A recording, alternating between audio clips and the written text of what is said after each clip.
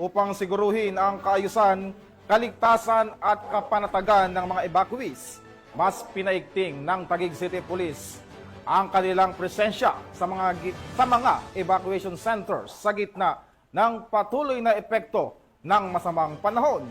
Yan ang balitang hatid ni Patroluman Mika May Bahiwag.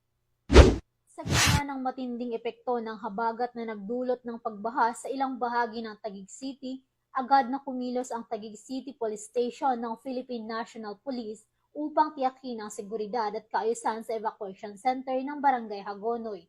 Ayon sa ulat ng City Social Welfare and Development Office o CSWDO, nasa kabuoang 476 na individual mula sa 119 na kabahayan ang pansamantalang inilikas noong Hulyo 23 taong kasalukuyan. Kabilang dito ang 126 na kabataang menor de edad, 15 senior citizens, 3 buntis at 9 na nagpapasusong ina.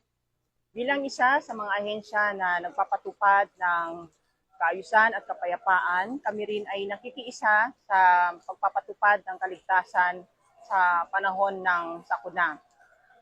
Kagaya ngayon, ang aming search and rescue personnel ay na-deploy na rin sa mga evacuation centers. At kami rin ay nakaantabay dito in case po na may tawag po ng tulong ay agad po kaming makapag-respond. Bilang tugon, agad na nagpadala ng mga tauhan ng Taguig PNP sa pangunguna ng kanilang hepe upang magpatrolya, magbantay at tumulong sa pamamahala ng evacuation site. Mahigpit ang kanilang pagbabantay, lalo na sa mga kabilang sa vulnerable sectors gaya ng persons with disabilities o PWDs, mga kabataan at kababaihan. Ang ginagawa po na paghahanda ng City of Taguig tuwing darating na bagyo ay katulad po ng pag-activate po ng ating mga evacuation centers, pag-activate din po ng ating mga response teams through CDRMO.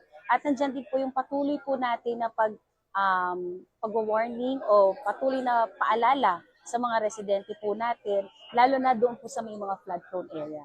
Nananatiling nakaalerto ang kapulisan laban sa anumang banta ng pananamantala, kaguluhan o biglaang insidente habang patuloy ang monitoring sa lagay ng panahon at antas ng tubig sa mga kritikal na lugar. Ang pagkilos na ito ay pagpapakita ng malasakit at aktibong serbisyo publiko ng PNP sa layuning mapangalagaan ang kapakanan ng bawat mamamayan sa gitna ng sakuna. Mula dito sa Hagonoy Sports Complex, Taguig City, ako po ang inyong PNN correspondent, Patroluman Mika May Bahiwag, alagad ng batas, tagataguyod ng Balitang Pulis.